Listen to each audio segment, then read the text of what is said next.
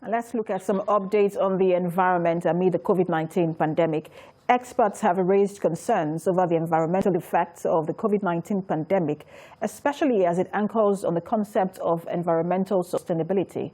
Findings by the Nigerian Environmental Standard and Regulation Agency shows that the first COVID-19 lockdown temporarily resulted in the reduction of greenhouse gas emissions and improved air quality, but also led to generation of waste, and that these wastes were mostly left uncollected in the community. The study also discovered that there was increase in the generation of medical infectious waste by medical shops, chemists, and clinics within residential areas, raising serious concerns. And joining me now via Skype to speak more about this is an environmentalist, Desmond Majekodunmi. Good to have you join us, Desmond Majekodunmi. Now, during the first wave, which was around April, May, June, there were talks about an increase in air quality and reduction in greenhouse gas emissions. Where are we now with that? Well, for a while, it was looking really, really good. It was like nature had managed to sort of remove the impact of mankind on her various systems, and the skies were clear, the seas were cleaner. You know, nature was really coming back big time. But it's going back to what it was before, which is a very dangerous situation. And the reality is that it's one thing led to another, because it was our negative impact on nature that we've been warned about for many, many years that actually triggered off yet another pandemic, zoonotic pandemic, which is the COVID, okay? So what we did to nature, she now more or less did back to us. And then when we were locked down, nature was able to sort of breathe a sigh of relief and come back to almost the beginnings of her normal state. But again, because our industries have been opening, transportation has been opening up a lot more, nature is still being impacted. And this is very, very important. The WHO have warned us just yesterday that if we continue doing what we are doing against the various ecosystems, the forests and the wildlife, we shall trigger off another zoonotic pandemic. And the professor in Congo, who was the first man to identify Ebola, said it could be worse than that. All right, so I want to talk about, you said that the nature was able to breathe while there was a global lockdown. But we also know that amidst that, there was another challenge, which was the generation of waste, as we see in this study. So talk to us more about that and the impact that has had on the environment so far. Yes, well, the reality, it was just another indication that we are not learning.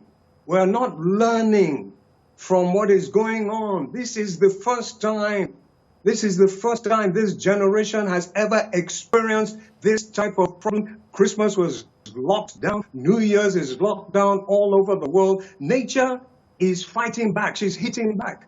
And the fact that we couldn't even control our waste effectively, and that now started having a negative impact on nature, is another indication that we are not learning, and we need to learn. We are not apart from nature. We are a part of nature, and nature is our life support system.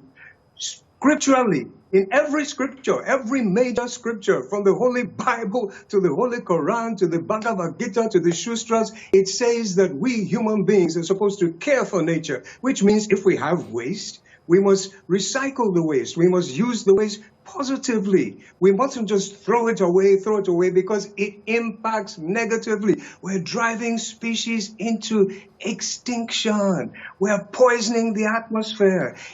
You know, it's like slapping your mama. You know, nature is called mama nature.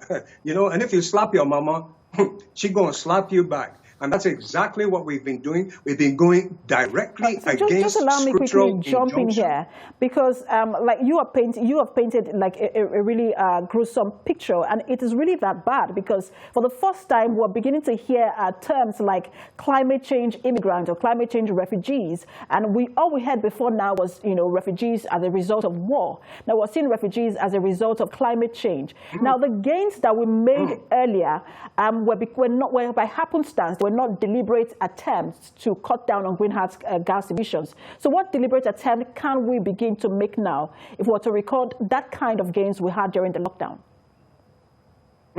Excellent observation, especially the indication of the refugee thing, because it is a massive, massive problem. And now it's not being caused, as you said, by conflict. It's being caused just by the conflict against nature. So the lesson we have to learn, we really, really must learn this lesson, because the United Nations are telling us very, very clearly that there's only a certain time frame within which we need to get it right. We need to express a genuine love for our Creator. And, you know, talking of Nigerians, I know all over the country, people are going to be praying themselves into the new year. Maybe not in your churches or your mosques, but you're going to be praying yourselves into the new year. But what are you doing? You're praying to a God that you profess to love. And if you love the Creator, then you must take care of His creation. Otherwise, you're going to get these negative impacts. But the good news is not too late. And love is the key. Love God, love His creation, love your neighbor, love ourselves, and particularly love our children, because the future belongs to them. Absolutely. And we have no right to destroy their future. Absolutely. Fantastic conversation with you, environmentalist Desmond Majekodunmi. Thanks for talking to TVC News.